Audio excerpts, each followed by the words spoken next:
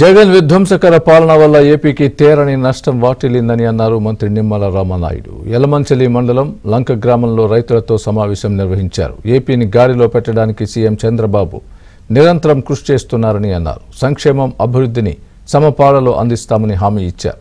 రాష్ట్రం 14 లక్షల కోట్ల అప్పుతో ఉందని అన్నారు. వరద వచ్చిన మొదటి రోజు నుంచి ప్రజలకు అన్ని సహాయ సహకారాలు క్షేత్రస్థాయిలో అందించామని మంత్రి నిమ్మల తెలిపారు.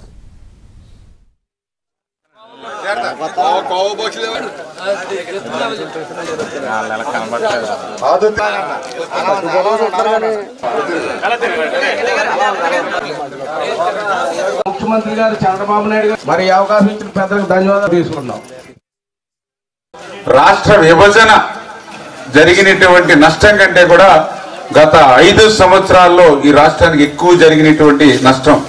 ఎందుకంటే ఈ రోజు మేము అధికారంలోకి వచ్చాక చూస్తే నా శాఖలోనే 18,000 కోట్లు ఇవాళ పెండింగ్ బిల్స్ ఉన్నాయి. నా ఇరిగేషన్ శాఖకు సంబంధించి టోటల్ గా చూస్తే దగ్గర 14 లక్షల కోట్ల అప్పు ఈ రోజు ఈ రాష్ట్రం మీద ఉన్నటువంటి పరిస్థితి, దుస్థితి మనకు కనిపిస్తూ ఉన్నటువంటి స్థితి. మరి ఈ రకమైనటువంటి అప్పుల్లో ఉన్నటువంటి స్థితిలో, ఆదాయం లేనిటువంటి స్థితిలో మళ్ళీ మీ అందరికీ కూడా అభివృద్ధి ఇవ్వాలి, సంక్షేమాన్ని ఇవ్వాలి.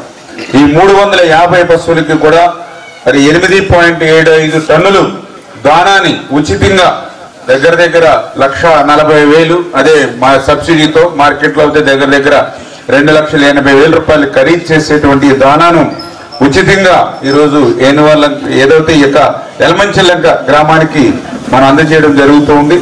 ఈ రకంగా కనకాయలంక, పెదలంక, బాడవ, అబ్రాజ్పాలెం, గంగడపాలెం, లక్ష్మీపాలెం, ఏనువల్లంక ఇట్లా ప్రతి గ్రామానికి కూడా ఈ యొక్క దానాన్ని మనం ఉచితంగా అందజేస్తున్నామని చెప్పి సందర్భంగా తెలియజేసుకుంటూ